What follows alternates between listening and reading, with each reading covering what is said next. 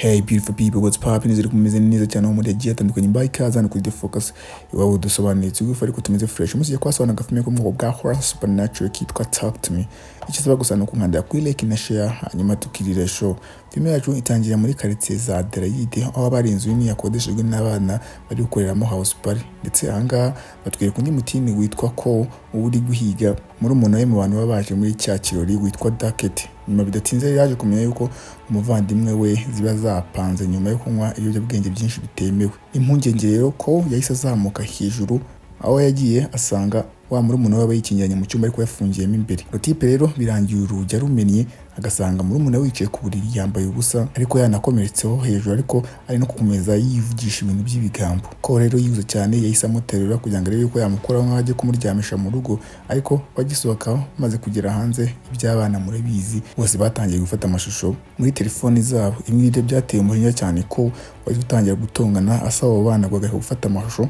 Gusa neza muri ako kanya nta gasopo nta n'ikintu wapfuye Ducket yahita afata icyuma cyari kiri aho ngaho hafi yahita agitera grand frere we. Abaje mu kirori bose bakubye imishwara batangira kwiruka nk'abahunga ari nako Ducket cya cyuma yari afite yahise akijomba mu maso. Bahita bakomeza batwereka ahandi ariko muri uwo mujyi umwe undi munyeshuri n'undi wiga muri segonderi witwa Mia uri mu gahinda nyuma yuko habaciye imyaka 20 mama we yapfuye. Ahangaha rero bahita badusha yuko mama we aba yaritabye Imana nyuma y'impanuka aba yaragize akanywa ibinini byinshi bisinziriza nyine agapfira mu bitotsi. Gusa indwa ngo ni Mia amakosa yose aba yarashyize kuri papa we Max cyane yuko ngo yizeraga yuko uyu mugabo atigeze akora ibihagije kugira ngo arinde mama we ari nayo mpamvu yapfuye. Kugira ngo yirinde rero kuvuza kuvugana nawe Mia yiyemeje kujya kureba umushuti we magara Jade mu rugo ndetse arabanza cyane kuri gasaza ke gatoya kitwa Riley uko ari babiri baratahana.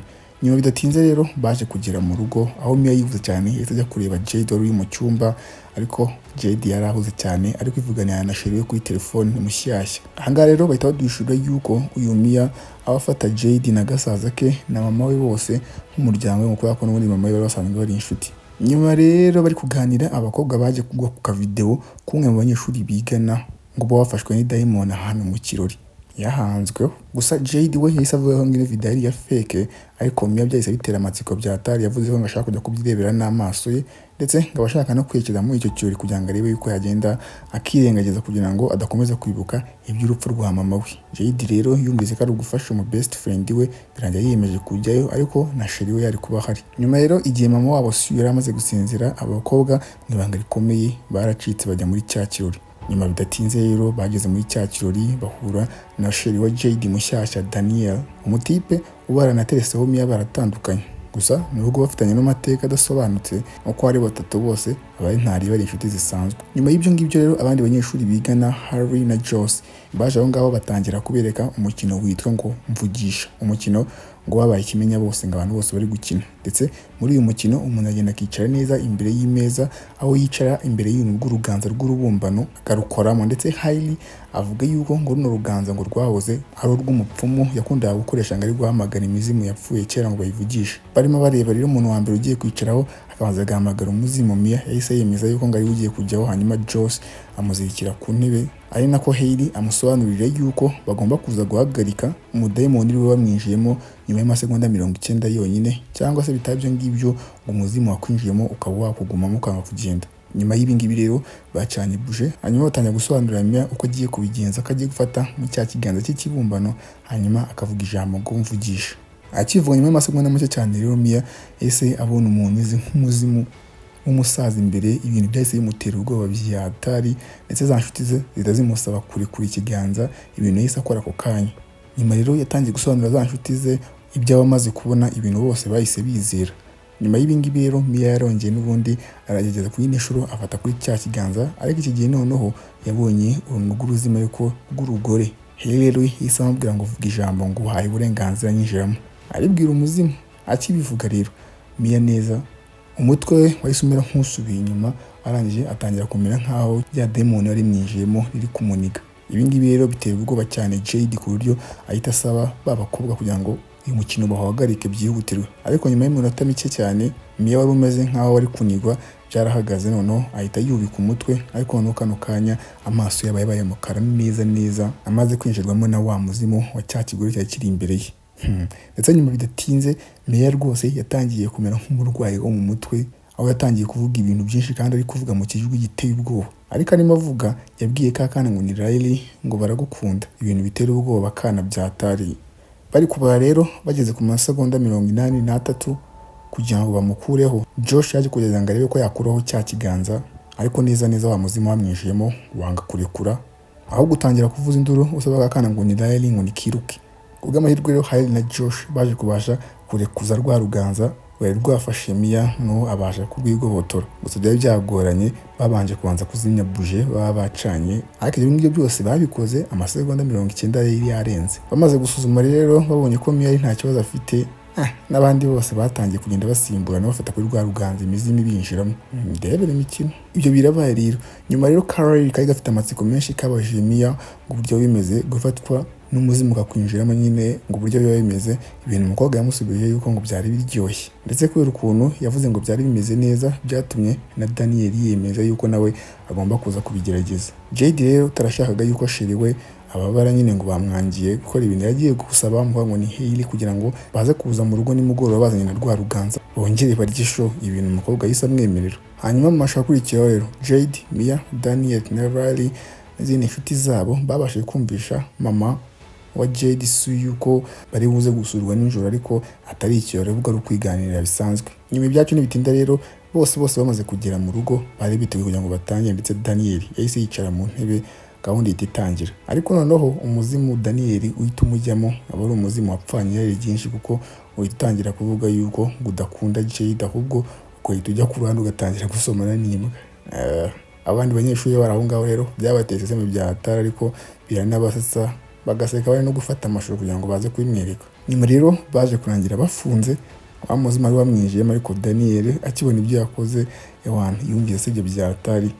Ariko ibyo ntabwo byabujije abandi nabo gutangira kujyaho, abantu bose bagenda basimburanwa bahangwa n'amadayimoni n'imizimu, ku buryo byaje kurangira Daniel yongeye no gusubiraho. Igihe rero ari Carol kari kagezweho kasabye ko kajya, ariko abandi bahita bakangira bavuga yuko kakiri gatoya batakemerera. Mia rero yagiye kumvisha Jade kugira ngo areke n'agasaza ke gatoya kumva uburyo bimeze, ariko arabyanga. Ndetse kubera ibi ngibi byatumye aba bana bavukana aba ikintu cyo kutumvikana. Jade ahita ahaguruka ngo mu cyumba yigira hanze akurikirwa na Daniel kugira ngo umwana adakomeza no kumbwira ibyo bintu. Riley rero yafatiranye kuba mushiki we yari asohotse hanze gatoya, yatangiye kwinginga asaba Mia kugira ngo areke ngo ajyeho gatoya. Mia rero biza kurangira wamwemera, ariko akamubwira ko ari buze kujya amasegonda 50 yonyine aho kugira ngo abe 90 kubera ko nyine ari umwana. Nyuma rero n'abandi bose bamaze kwemeranya, Riley bamuzirikiye mu ntebe nk'abandi, hanyuma umuhango uratangira. Ariko ubwa mbere umuzimu ukimwinjiramo watangiye gusaba imbabazi Mia, ariko nyuma gatoya uhita utangira guhinduka, byumvikane yuko umuzimu wari umwijemo ari uwo mama wa Mia, kuko watangiye kuvuga ku by'urupfu uvuga yuko ngo ukumbuye cyane Mia. Hanyuma nyuma gatoya Harry yibukije Mia yuko amasegonda 50 tayari aba yamaze kugera, ariko Mia wari ufite amatsiko menshi yo gushaka kumenya ibintu bya mama we wapfuye kera, aravuga ngo nibakomezeho gakeya. Ubwo amasegonda yaragiye rero mpaka nizagera kuri 0, abandi bagejeje gufunga wa muzimu wari winjiye mu mwana. Ibintu bitabihinduka nabi kubera ko uwo muzimu wari utangira kuvuga ibigambo, ndetse utangira gukubitisha gatwe ka Riley ku meza, urangije tunamukurubana umujyana ku ruhande, aho umwana atangiye gukubita umutwe hasi kugeza igihe neza umwana atangiye kuvira amaraso biteye ubwoba. Bacyumva rero urusaku, Jade na Daniel nabo bagarutse aho ngaho mu cyumba, ariko bose batega ubwoba n'uburyo basanze Riley ameze. Ndetse ahangaha byasabye abantu benshi kugira ngo barebe ko bakora rwa ruganza rwari rwamukwamiyeho. Nyuma y'ibi ngibi rero umwana yahise yitonwa kwa muganga, ariko trauma y'ibintu biba byabaye abantu bose iba yabagezeho, ndetse binagaragara turi kubona bari guhatwa ibibazo na polisi. Ndetse nyuma y'ibi ngibi Mia wari kwicira urubanza kari wabiteye byose ese yemeza gusubira mu rugo akagenda akifungirana akitekerezaho. Nyuma y'iminsi mike rero yagiye kujya gusura Riley kwa muganga, ariko agezeyo Jade wari ukimurakariye yamubwiye kuva ngaho akagenda. Ibi rero bituma Mia asigara afite agahinda kenshi byatari, ariko ari kwitegura kuva ngo agende. Ako kanya yahise agira gutya, abona n'ubundi umuzimu umeze nk'uwa mama we mu ndorerwamo, ndetse uwo muzimu umeze nk'uri kwerekeza mu bwihiriro. Mia rero atangiye kugenda awukurikiye, ariko nyuma gatoya atangira kumva amajwi y'uwo muzimu wa mama wari kumwinginga ngo uri kumwaka ubufasha, ariko ahageze yabuze umuntu. Ibi ngibi rero bituma umukobwa noneho agenda neza akamera nk'urwaye, toroma noneho ihita imurenga. Nyuma rero Daniel wabonye ukuntu Mia ameze yahise amwemerera kumuhereza car lift akamugeza mu rugo kugira ngo amakinge sure yuko agezeyo amahoro. Gusa nyuma bamaze kugerayo umukobwa yasabye Daniel kugira ngo ngaguma aho ngaho mu rugo ngamuraze kubera ko yumvaga atameze neza n'ubundi. Daniel rero bwa mbere akibyumva yahise abyanga ujyanije umwana asanga afitanye nawe n'ukuntu bari guteretana na mushuti we. Gusa nyuma Mia amumara impungenge amubwira yuko ari inshuti zisanzwe ari ukugira ngo arebe ko atamusiga wenyine. Ibi rero bituma Daniel yemera kuguma aho ngaho, ariko bigaragara neza yuko uyu mukobwa abagifitiye amarangamutima uyu mu ex we. Nyuma kuri uwo munsi mw'ijoro baryamye rero Mia yakangutse nyuma yo kugira inzozi mbi aho yari abonye urupfu rwa mama we, ariko n'ubundi agikanguka yabonye umuzimu w'umudamu umeze ukuntu uri kuza neza usanga Daniel utangira kumurigata mu mano. Mia rero yatangiye kuvuza induru ari gusaba Daniel ngo nakanguke. Gusa Daniel ukangutse n'ubwoba bwinshi yaratunguye abonye ari Mia ahubwo ufite amaso y'umweru uri kumurigata mu mano apana uwo muzimu. Akibona rero yahise abona ko ibintu byakomeye ahita yirukanka avuga ngaho aragenda. Ibi byatumye Mia asigara ari kuvuza induru neza nk'umusazi ndetse atangira kwikubita inshuro nyinshi, ariko nyuma bihita bigaragara yuko uyu mukobwa aba yazanye rwa ruganza mu gikapu ngo ari gushaka kugerageza kureba ko yahamagara umuzimu wa mama we ngo agire ibyo awubaza. Ndetse kuko ni nako yabigenje, nyuma yo kuwuhamagara inshuro nyinshi biza kurangira bikunze.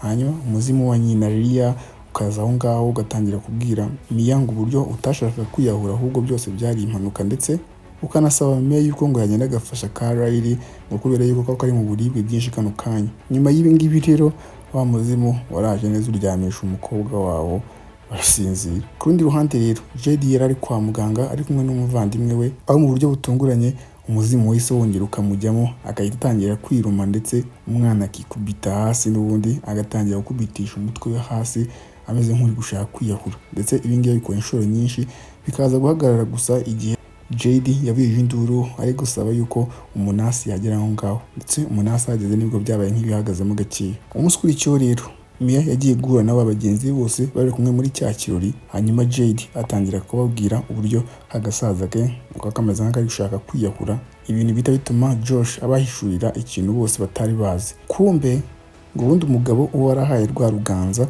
Dacket umwe twatangiranye yiyahura aba yarababwiye ingaruka zo gukoresha kiriya kiganza zose, ndetse ngo aba yarababwiye yuko umuntu wari wese winjiwemo n'umuzimu yahamagaye akaza gupfa uwo muzimu utaramuvamo, ngo umuzimu wari wamugiyemo ubasha kugumana wa mubiri we. Ndetse ngo ibi ngibi niyo mpamvu umuzimu uba uri imbere muri Riley uri kugerageza kureba yuko yamwica kugira ngo ugumane umubiri we, cyane ko akiri n'akana kameze neza. Hanyuma ibi ngibi rero ya groupe yahise yemeza kujya gushaka wa muvandimwe wa Dacket ko bigaragara ko batarapfuye. Hanyuma nyuma bajya kubonana nawe, gusa utipe ntabwo bari gushaka kubavugisha cyane yuko bari kumva yuko uyu mutipe ngo ni Josh aba ameze nk'umuntu wabazanyemo ibintu by'amafuti, hanyuma ibyago byakaza akahita abakwepa bakabijyamo bonyine. Gusa ya groupe yamusabye imbabazi ndetse inamuganiriza ibijyanye na Karayiri. Ahangaha rero kurangira utipe yemeje byibuza kubahiriza amakuru make y'abafite. Hari rero basobanuye yuko ngo umuzimu umara mu muntu igihe kirekire waramufashe ngo ni nako ugenda ucika intege, bityo rero ahangaha bagira inama yuko ikintu cyiza bakora ari ugutegereza kugira ngo umuzimu wagiye muri Riley ugende ucika intege bazabashe kuwumukuramo. Gusa Mia we ntabwo ibi ngibi bari kubyemera, ibintu byo gutegereza ngo umwana mupfane, cyane ko we n'ubundi bari kwizera yuko impamvu connection ya Riley n'umuzimu wamwijemo itigeze ihagarara ari uko ngo batigeze bazimya buje nyuma yo gusoza umuhango. Bityo rero ahangaha aba yiyemeje ko agomba gushaka icyo akora kugira ngo ahagarike wa muzimu waramwijemo connection neza, ayifunge ku bubi na bwiza. Ndetse amaze kubiganiriza ba bagenzi be bose bahise bemeza kujya kwa muganga bari kumwe. Nyuma rero bamaze kugerayo bose batangiye kwitegura kugira ngo barebe yuko noneho bakora wa muhango, ariko noneho bakawusoza neza. Gusa kubw'amahirwe make inshuro yose bagiye bagerageza bwa mbere ntabwo zakunze. Ibi bintu byahise bituma Mia noneho agira indi gahunda nshyashya. Ahangaha noneho ngo abashaka gukoresha wa muhango nawe agafata ku kiganza kugira ngo byibuze abashe kuvugana na roho ya Riley, bigaragara yuko imeze nk'iyatandukanye n'umwana, akayishaka handi nyine akayivugisha. Ibi yarabikoze rero afata kuri cya kiganza kuko, ariko noneho ahangaha yahise akubitana n'umuzimu w'akana gato k'agakobwa, umuzimu atari yarigeze abonana mbere. Ndetse uyu muzimu wahise utangira kubwira Mia yuko ngo ugiye kugenda kumufasha kumwereka ahantu ngo roho ya Riley ibi yakwamiye kano kanya. Mia rero uba wataye umutwe ari gushaka gukoresha byose ngo ariko yatabara inshuti ye, yarabyemeye yemera gukurikira umuzimu wa kano kana basanze ahangaha. Mia rero akurikiye kuko yagize gutya asanga ahantu roho ya Riley ibiri ariko ikikijwe n'imizimu myinshi ibiri gutocaringa ikubita igira ibiki. Ariko neza amasegonda 90 yari amaze kurangira, hanyuma za nshuti ze zizongera zimugarura mwino si yo hanze. Mia rero ubwo yatangira gusobanurira babagenzi be ibintu byose bamaze kubona uburyo roho ya Riley ibiri gutotezwa byatari, ndetse amaze kubasobanurira uburyo ibintu bimeze, bose bahise banzura yuko ubu nta kintu na kimwe bakora, bahita banataha baratandukana. Nyuma rero igihe Mia yagereye mu rugo, papa we Max yihuse cyane yaramwegeye kugira ngo amusobanurire ukuri ku bijyanye n'urupfu rwa mama we Ria. Yasobanuye yuko ngo mbere yuko gato yuko Ria yitaba Imana ngo hari ikintu yari yabasigiye, ariko ngo ikintu aba yaragize ubwoba bwo kwereka umukobwa kuva icyo gihe cyose. Arangije yakuyeho agapapuro ngo mama we Ria yaranditse mbere yuko yiyahura. Agapapuro kaba kanditseho neza byemeza yuko urupfu rwa Ria rutari impanuka kaba yiyahuye. Mia rero akibyumva n'agahinda kenshi yarababaye byatari, ari nako papa we yamwegeye nyine kugira ngo arebe yuko yamukaruma. Gusa neza muri kano kanya amuhobeye ngo ari kumukaruma, wa mwana yarebye inyuma abona umuzimu wa mama we, ndetse utangira kubwira umukobwa yuko ako gapapuro ari akafeke ngo atigeze ashaka kwiyahura. Ibyahise bituma Mia agira ubwoba byatari, ararakara ahita ajya mu kindi cyumba kugira ngo arebe yuko yakwepa papa we ari kumubeshya. Ariko na wa muzimu wa mama we ugenda umukurikiye. Aho ngaho imbere mu cyumba rero wa muzimu wakomeje wishurira Mia yuko ako gapapuro wa mugabo amaze kumusomera ngo ari akafe katigeze akandika, ndetse ngo n'uwo mugabo baba bamaze kuvugana haba hasi atari papa we nyawe.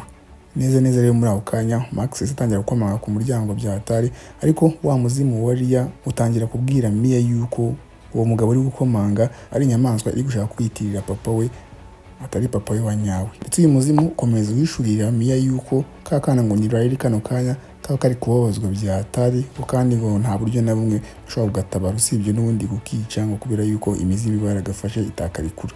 Ariko ibingibi byose biri kuba, wa muzimu wa papa wa Mia ubiri gukomanga byatari biza kurangira ubasha gufungura urugi, ukahita ugafata Mia ugatangira kumuniga. Papa nyawe rero wa Mia Max wari ukiri hasi yumvise ibintu biri kumenagurika, ahita azamuka ngo arebe ko yafashe umukobwa we. Ariko neza yinjiye mu cyumba Mia ari gufata umukasi wari ku ruhande, ariko mu buryo buteguye neza nk'uko umuzimu wari wabipanze, wahise uburirwa irengero biza kurangira umukobwa ahubwo wa mukasi awuteye papa we nyawe mu ijosi, umugabo ahita yitaba Imana ako kanya. Ariko kano kanya Mia aba yamaze neza gushukwa na wa muzimu wa mama we ku buryo atatangazwa n'ibintu aba amaze gukora cyangwa agira ubwoba. Ndetse nyuma haciye akanya gatoya Mia yahise ahamagara Jade ari kubeshya yuko ngo yamaze kuvumbura uburyo bafashamo Riley.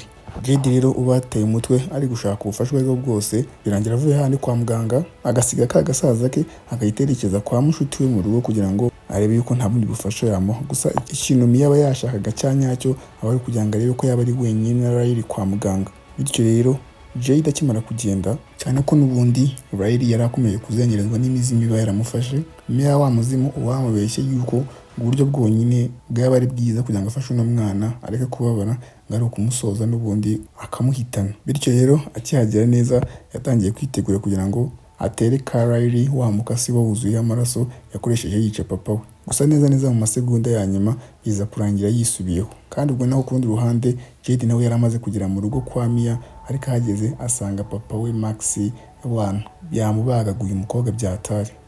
N'impungenge rero yahise atangira guhamagara mama we ariko amubwira ngo yohereze ambulance aho ngaho, hanyuma nawe ahita atangira kwirukanka asubira kwa muganga, aho yahise atangira kugira impungenge za Riley. Nyuma y'akanya rero Jade yageze kwa muganga, ariko ahita abona umuvandimwe we Mia ari kugenda amusunika mu kagare, hanyuma Jade atangira kuhakurikira ngo arebe ahantu Mia yaba amujyanye. Mia rero utari buri gukontororwa neza na wa muzimu wa mama we, abari gupanga gufata akagare k'umwana bagashyira mu muhanda imodoka zigakagonga. Gusa Jade wabashije kuhagerera mu gihe yaraje aturuka inyuma ya Mia ahita amusunika mu muhanda, ahubwo imodoka ziramusya bya danger. Nyuma y'akanya gato rero Mia yahise akanguka ariko yuzuye amaraso menshi yanakomeretse, ahita ahaguruka. Aho yarebye neza ku ruhande abona Jade atereye wa muvandimwe aho ngaho ku ruhande, ndetse amashusho yahise akomereza kwa muganga, aho tubona Mia yagarutse kwa muganga, ariko ibintu byose ubona bimeze nk'aho atari ibyanyabyo, nta majwi ari kumva neza. Ndetse Riley mu buryo bw'ibitangaza aba yakize, kanava aho ngaho kwa muganga ari kumwe n'umuryango we. Ku rundi ruhande rero Mia yabonye papa we Max ari kuva aho ngaho kwa muganga muri koridoro, atangira kugenda amukurikira, ariko uyu mugabo ntiyamumenye. Ariko ibintu birushaho kugenda bimera nabi kuri Mia, cyane yuko aho ngaho hose bari guca nta muntu n'umwe uri kumubona. Ndetse nyuma ibyari bimukikije byose byahise bihinduka umwijima. Hanyuma ku kanya amatara yari aho ngaho atangira kwaka azima. Arangije yahise abona akantu k'akabuje kaba kari imbere, atangira kugenda agasanga. Ahakegeye neza yahasanze ikintu cy'ikiganza, hanyuma cya kiganza ahita agikoraho afite amatsiko yo kureba ibyo ari byo. Akigikoraho rero Mia yahise yongera yisanga yicaye ahantu nawe atari asanzwe azi. Ikigaragara yuko Mia aba yapfuye kare, aho n'ubundi yisanga iri tsinda ry'ibyana bikubagana kwa kundi bihamagara imizimu, bikisanga ari we bihamagaye. Igitipe gihita gihereza ikaze Mia ngo ntakinjiremo, bigaragara yuko Mia aba yatabarutse kare cyagiye bamugongera mu muhanda. Nawe ahubwo ngo bakaba bibereye umuzimu nawe agiye gutangira kubahiga. Yo, that's what's up. Akatino kacu kuri munsi nakangiye nizere ko kabashimishije. Ariko guys, ndabibuza kugenda mugakora subscribe kuri ya channel ya The Focus ya kabiri, cyane yuko episode ya 22 ya Prison Break tugiye kuyidropinga very soon. Alright, that's what's up. I'm out.